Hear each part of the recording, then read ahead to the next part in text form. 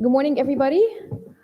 I had no heir who would make me a glorified, venerated spirit at the portal of the horizon. It is with this sentence that the priest of Neat, Padisobek, had described his misery of childlessness on his stela that was found in the site Ptolemaic cemetery in Hawara and now exhibited in the Egyptian Museum in Tahrir. During his description of his misery, Padisobek mentions that I had no heir who would make me a glorified spirit at the portal of the horizon, sbgt Achet, by rites and the work of Anubis on the day of burial, with libations, would receipt me a ladder, recite for me glorifications, ta'ahu, enter me into my tomb, lay me to rest in my sleep.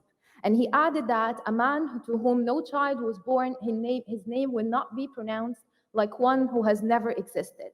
He also added that I had no daughter who would mourn me on the day of plant offerings, the day of funeral, weep and wail over me at the time of weariness, which is death.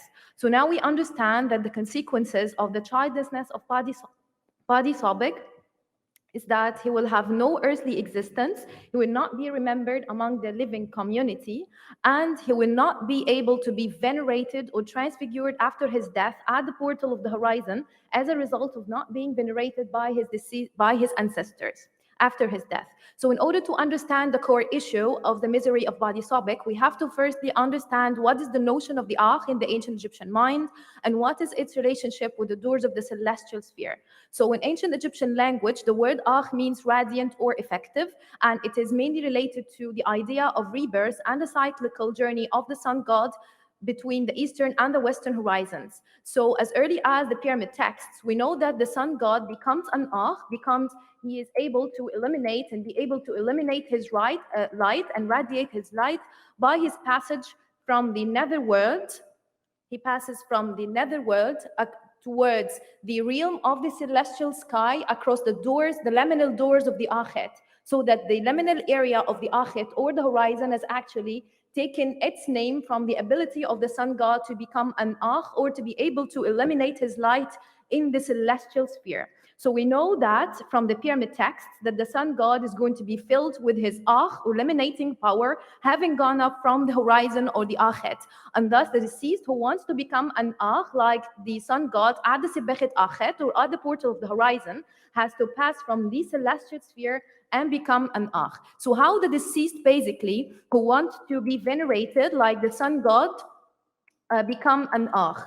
So this is basically done to the deceased in order to transform him from his mortal state after death into the Akhu or the venerated state. And this actually happens through two things. The first one is during the burial and by the proper embalming and the burial rites, during which the Si'ahu recitations are being recited for the deceased, and also after his death, while he's being venerated by his ancestors, by family members, endowments by priests, as well as by the tomb visitors or the passers-by. So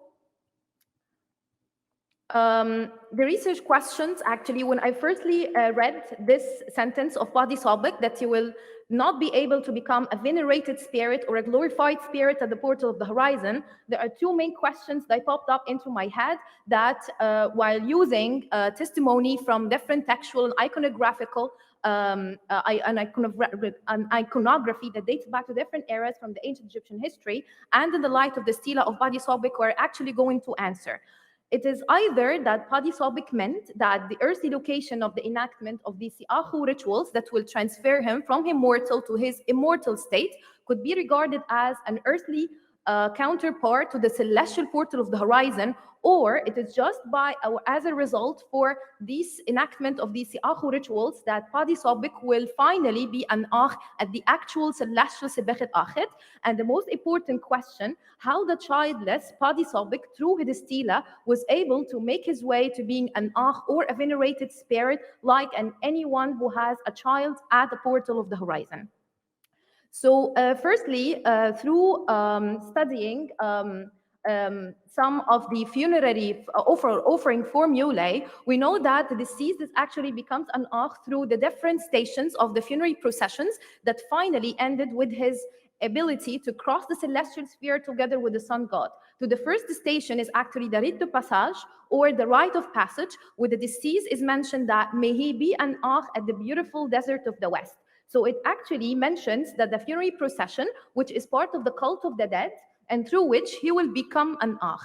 And we know that from the aim of the funerary procession from one of the 80 of from the Theban tomb of Amenemhat, that the main aim of the procession or the funerary procession is that the deceased will ascend to the horizon, Akhet, to the field of rushes, to the netherworld, that will lead him finally to meet the sun god or the great god in the horizon. So this is actually the main aim of the passage of the deceased from the eastern realm of the living towards the western realm of the dead. So what is actually the role of the heir in performing this, or what is the role of the heir of the deceased? As early as the Old Kingdom, we know from the 6th dynasty speech of Miri'a, he says that I buried my father, interned him in the beautiful west, embalmed him with ointment and linen, and inscribed his tomb and erected his statues as does a rightful heir, beloved of his father. And please remember with me this specific epithet, beloved of his father, who buries his father.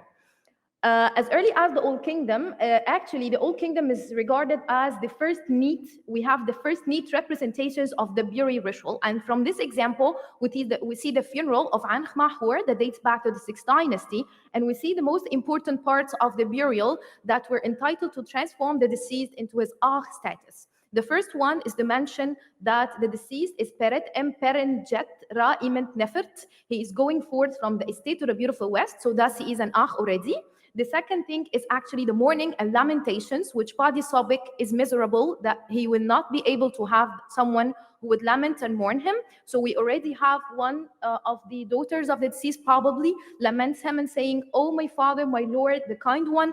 And finally, and most importantly, we have the one who's playing the role of the heir, the sbxt Netter, or the Emira sbxt Netter, the chancellor of the god, the one who actually leads the procession together with the embalmer and the Gherihebet, or the lector priest, who's going to read the recitations that follows the burial procession of the deceased that aims to make him an akh. So actually, the sbxt Netter, as we know, that he is the priestly title, the one of the chancellor of the god who plays the role of Horus, son of Isis and Osiris, and thus the son of the heir. And also he is the one who plays a very important role in the Abidan traditions for bringing Osiris back to life, and thus he's also again playing the role of Horus, the avenger of his father. So what is the role of the heir of the deceased? To transform him again into the second stage in order to embalm his body and purify his body. We know that the crucial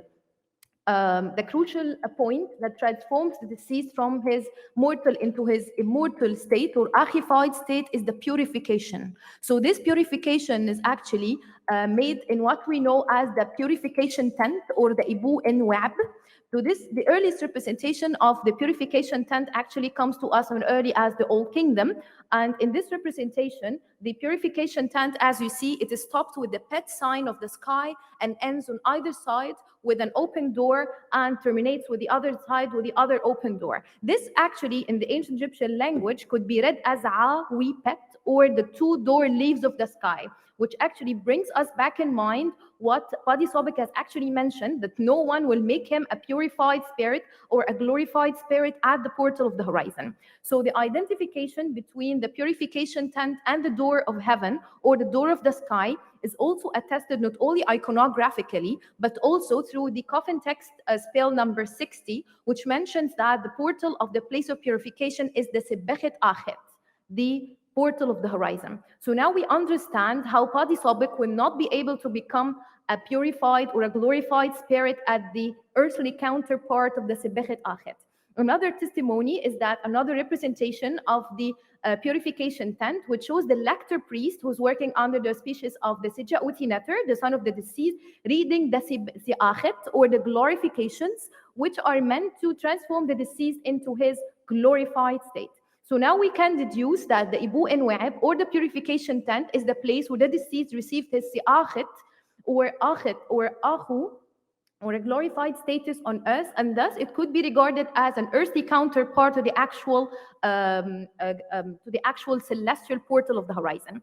As a result of this, actually, we see that also Coffin Text 60, which is concerned with the purification and embalming of the deceased, it mentions the role of the son of the deceased, who mentions that I am Horus, I having acted for him, loving son, again, his son whom he loves, the Sem priest, the lector priest, the embalmer who overthrows his enemies. His enemies, not only the enemies of Osiris, but also death as an enemy. Death was an enemy that actually stands between the transformation of the deceased from his mortal into his immortal state. So by applying these si'akhu rituals at the portal of the horizon, the son of the deceased actually transforms him and overthrows his enemy, the death.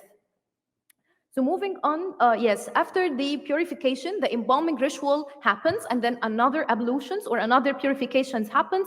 So then the deceased is now identified with the sun god. And as a result of embalming, the embalming ritual actually tells us that the deceased is finally among the Akhu.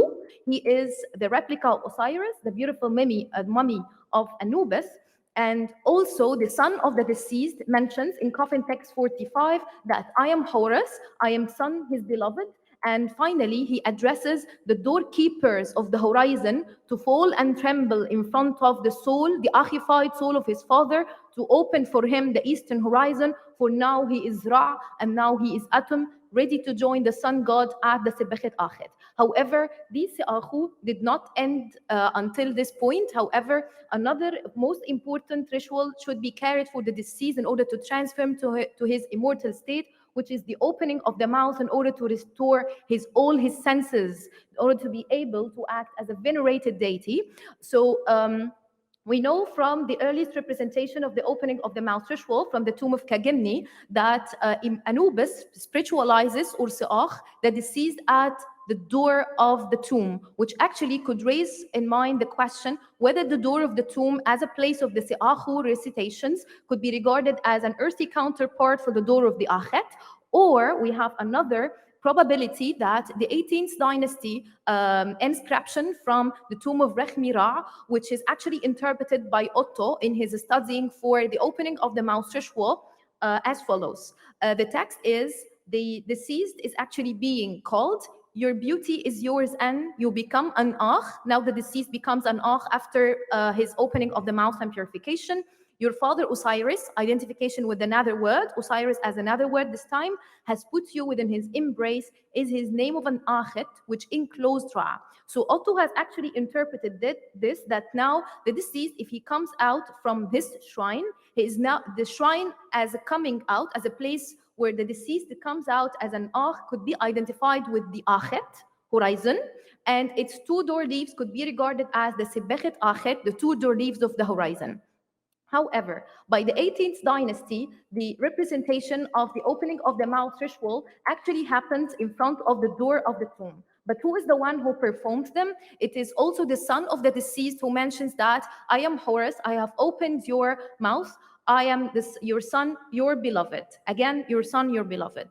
And as a result, my second question is actually to say whether the door of the tomb could be regarded as a place for the enactment of the Si'akhu rituals. Can it be regarded as an earthly counterpart for the sbgt Akhet? The answer is yes, because as early as the Old Kingdom, we have already identified the opening of the doors of the sky with the two door leaves of the tomb, as well as the two door leaves of Nut, the sky par excellence. And this idea is iconographically attested by the Book of the Dead chapter 92 vignette, which shows the deceased goes out of the door of the tomb, which resembles the Akhet sign of the horizon, and thus also the door of the tomb could be regarded as one of the stations that are associated with the celestial sbgt Akhet, or portal of the horizon. So comes here the next step towards the Akhifying of the deceased Padisobek, where he mentions that he had no heir who would erect him the ladder. The ladder actually is very important for the deceased, as mentions the Book of the Dead chapter 149, as he says that I have opened the doors of the firmament, I raised the ladder to the sky among the gods. And also this raising for the ladder towards the doors of the sky is mentioned to have been the duty of Horus, son of Osiris, who puts the ladder to his father in order for him to ascend to the sky as an Akh. And here the Book of the Dead actually gives us a representation for this celestial ladder for the deceased to ascend and join the sun god in his two boats to cross the firmament as an Akh.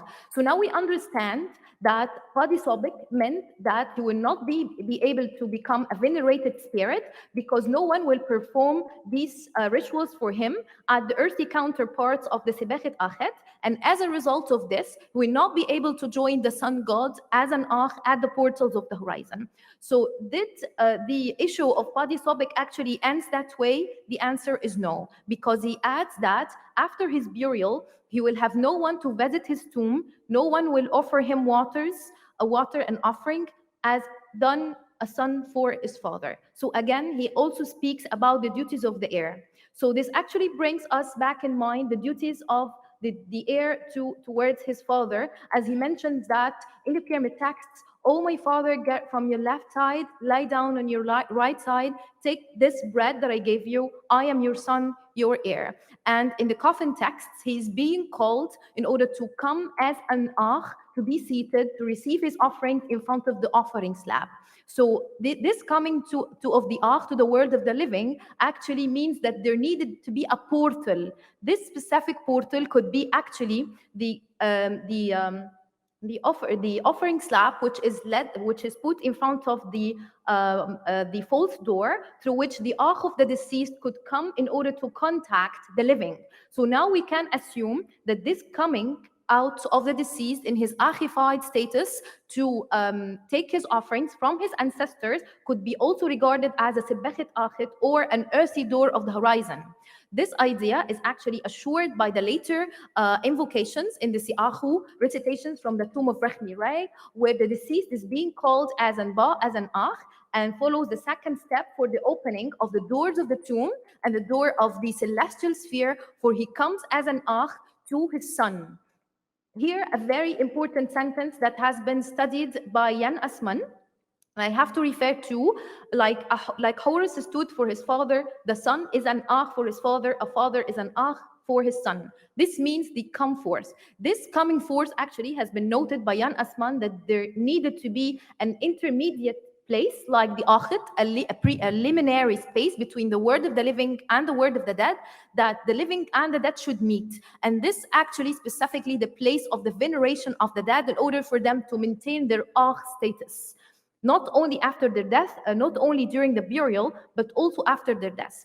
These specific places that now are regarded as earthly counterparts for the horizon could be not only the false doors, but also the ancestor busts that we see from their Medina, and also the Akh Ikr and Ras Delay, as well as the niches. So the last question that I pose actually here is, how did the childless Padisobek become an Akh at the portal of the horizon, sbgt Akhet?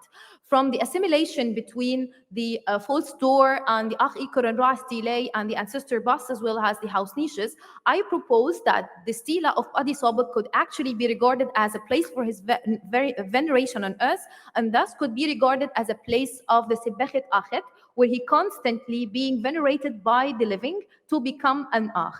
So this idea actually is actually achieved by the fact that the ancient Egyptians believed that they could do things with words by the means of simply writing them, and thus these Si'ahu rituals that are, or Si'ahu enactments that are written on the stela of Padisobek could actually become real or become effective to venerate him after his death simply when someone says them. So this idea is mainly achieved by the appeal to the living, which Padisobek has actually mentioned, that he said, "Please recall my name as a good one, for his good deeds, as the one who had lived for Ma'at." Actually, Ma'at is the thing that will assure that the deceased will indeed pass the celestial doors with the sun god among his Aqiru spirits. Not only this, but also to read the Hatib Dinisu formula inscribed on either side of the stela, and most importantly to me, actually, the inscriptions of the book, the Ptolemaic book of Traversing Eternity. This specific book actually is read during the burial of the king of the deceased, and also at the special occasions and the veneration after the death. And it belongs to it's actually titled with adoration to the Ah of NN, and thus it belongs to the Ahu recitations for the veneration of the deceased. And this specific traversing through eternity is actually enabling the deceased to travel, travel in ancient Egyptian language, or to traverse across neheh aspect of time. This neheh aspect of time in the ancient Egyptian conception of time is related to the cyclical movement of the sun god across the eastern and the western horizons, and thus assured that the deceased will indeed pass between the two doors of the eastern and the western horizons as an Akh.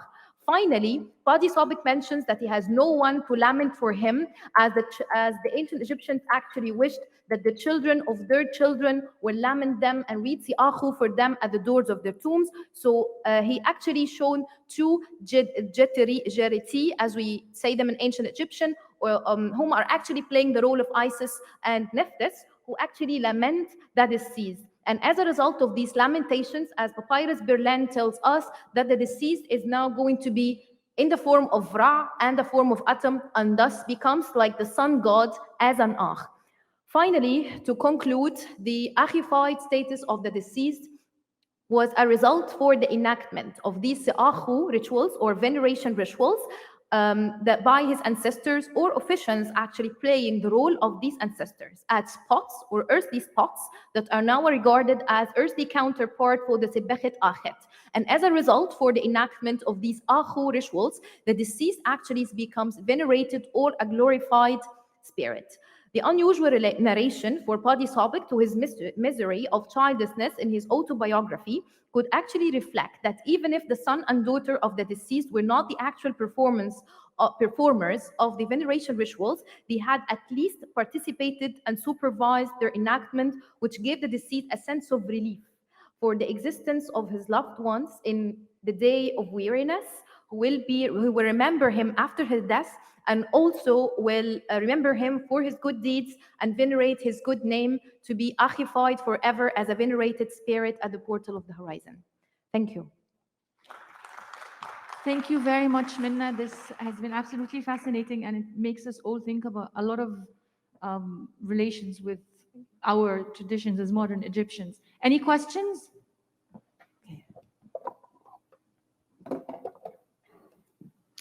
I want to ask you about veneration of the dead. Is it still the same way till today or not?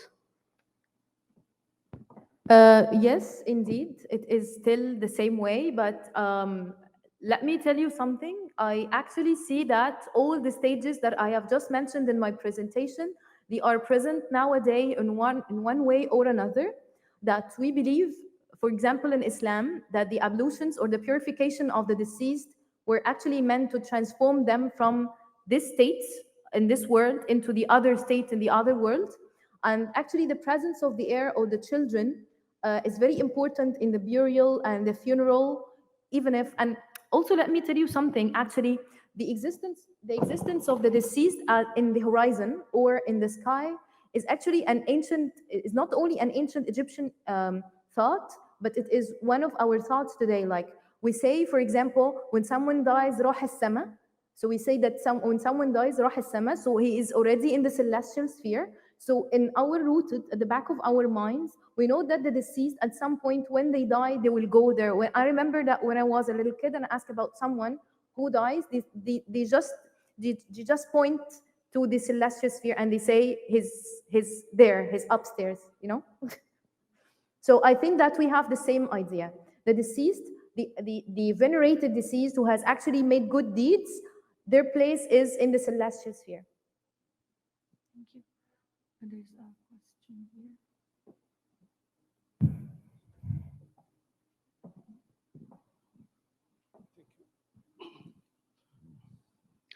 Thank you for your valued lecture. We heard about how in the old Egyptian, how they ascended to the heaven, but Horus helped his father Osiris to put the ladder to go to the heaven. So can we go for inspiration how to apply this in the 21st century now? Can you have you an advice how we go to the heaven? I don't have Horus to put the ladder.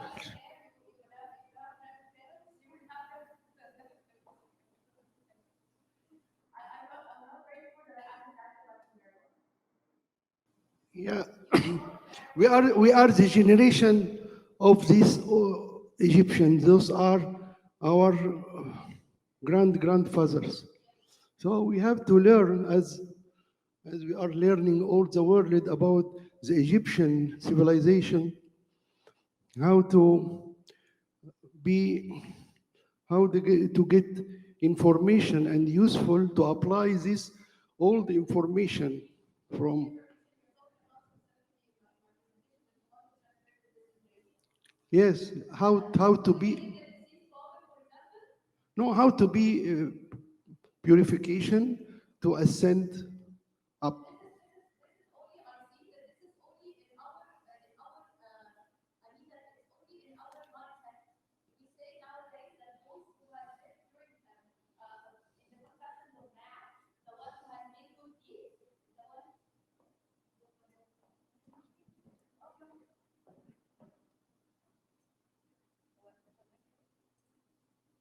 كده شغال we actually say that the one who do good deeds will go to heavens. This is the core idea. And actually there's something that came up in my mind right now, that Prophet Muhammad عليه الصلاة والسلام actually mentions that إذا مات ابن آدم انقطع عمله إلا من ثلاث. I have to actually translate this in English. Prophet Muhammad, peace be upon him, he actually mentions that when someone dies, all his good deeds stops, because he will have no chance to make any good or bad deeds actually. But what actually continues after his death, only three things. Okay, one of the most important thing is that waladun salih yad'u lah, someone who prays for him. So this is veneration of the dead. This is actually what he meant with, because he mentions that a man who has no heir, who will have no existence, like he has never existed. And actually he writes very actually touching biography, that he mentions that a man that he has no heir, he is like a tree that has no roots. He continues his misery with saying this, but I have no time to mention all his autobiography in a 20 minutes presentation. So I mean that we have the purification is actually one of the transition from this word to the next, in at least in Islam. Okay, those who's only pure and doing good deeds, they will go to heaven. So this is the same idea. So this is the continuation, yeah, by default. Sorry, without ladder. Maybe when we go there someday, we will find a celestial ladder put for us. Maybe. We have another question here. Thank you, Mennah, for your heavy, informative talk. Actually, I have two questions. The first one, could you please give us a brief definition for the akh? Also, I'm not be able to recognize the difference between the akh and akhit. So could you please elaborate? Okay. Thank you. The akh, as I mentioned, is actually the word. The root of the Egyptian word means to glorify, and illuminating. It is the attribute. You know that the ancient Egyptians had actually 5 attributes for the yes, but the akh is a state for the deceased that he's only being able to attain after his death, only after his death. Okay, so those who can only become an akh are the ones who be able to travel with the sun god across the akhet. You know the play of words in the ancient Egyptian language. Yes, like, the revered one, you mean? Yes, I mean that the akhet as a place, as a liminal place where the deceased, along with the sun god, be able to shine, because you know the sun god in the netherworld, he's like the dead sun, and he's only become to shine at the passage of the eastern horizon of the sky. At this specific point, he's only able to illuminate in the celestial sphere. Okay, that's why with the play of words, the akhet is actually related to the idea of being an illuminating figure, a venerated figure, an akh. Okay. Okay, so this is actually a play of words, but as I told you, that the pyramid texts mentions that the sun god becomes an akh, he fills his power, okay, like a glorified power, and it's only at the passage of the door of the akhet that he's being able, despite of not, like James Allen has actually mentioned, despite of the fact that he's not yet being visible in the morning sky, he can illuminate his light. Like, you know, nowadays we can only see in the morning, we can in the early morning with when the sun shines, we can only see the rays of the sun in the sky, but not the sky itself. You know, so that we can feel the presence of the deceased as an akh without actually saying them. So this is the attribute of the akh, you know. Yeah, it is clear now. Thank you.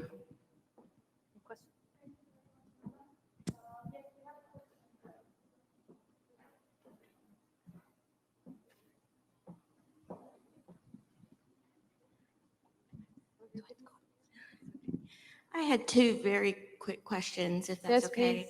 please. The first question is, I'm wondering if women's bodies were treated in the same way, purified in the same way, Yes. with the same expectation of Yes. children? Yes, no gender issues in ancient No, Egypt, no inshallah. difference. Yes, no Okay. difference. And the second question is, I'm the parent of an adopted son, so I feel it's incumbent for me to ask, the way you're defining heir here, is that only through birth, or can one have heirs in other ways? Thank you. by This is a very good adoption? question. This is a very good question. Ancient Egyptians had adopted people for this specific reason.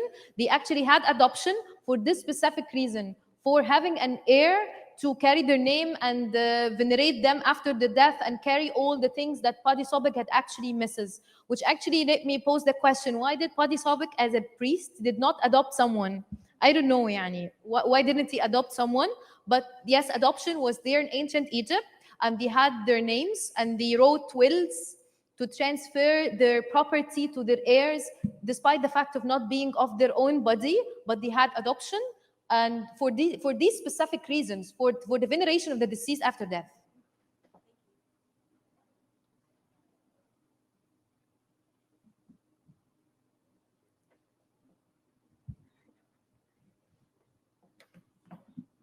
Thank you so much, Mennah, for your quick and very informative presentation. I really liked it. Thank you And so much. actually, I don't have a question, but I have a comment, something that we can relate to the past with nowadays. You know, Muslims, or I don't know, most of the Egyptians, when they visit the burials, or I don't know, the tombs, we take food with us, actually. Yes. So some people would be surprised, but we take something called oras. Rahma. I don't know if there is Rahma. an equivalent in Rahma. English. Rahma. Yeah, exactly, rahma. And actually, my grandmother does the same thing when she We still goes do this to till visit. nowadays. And the day of, you know, he says the day of flower offerings. He said that no one will mourn me, my daughter will not mourn me on the day of flower offerings. Oh, this is the Yes, same exact the thing same that we concept. do The ancient now. Egyptians taught garlands of flowers. Even one of the names of the burial of the day of funeral in ancient Egyptian language. Yes. I don't remember its ancient Egyptian name or the ancient Egyptian language, but it's called the day of gathering the garlands of flowers or gathering of bouquets. These bouquets Exactly. are actually, their ancient Egyptian name is Miss, and the name Miss in the ancient Egyptian language means to birth. So they thought that offering garlands of flowers to the deceased, like we do nowadays, without actually even knowing why we do it, they Yeah. were means of reviving the deceased and giving them life. And the concept of giving food, we do it nowadays, but not for the soul of the deceased in a direct way, that the deceased as an akh will come and take the food Of literally. course, we give it But to we the do poor. it, yes, the poor will pray for him, and this is intercession. Exactly. Yes. And this is rahma. The rahma will come to his soul, and the soul will benefit, and he will be Exactly. able to be venerated in the doors of heaven. And So it's just You know- considered as mercy for thank you so the much for your deceased. comment. Thank you. Thank you.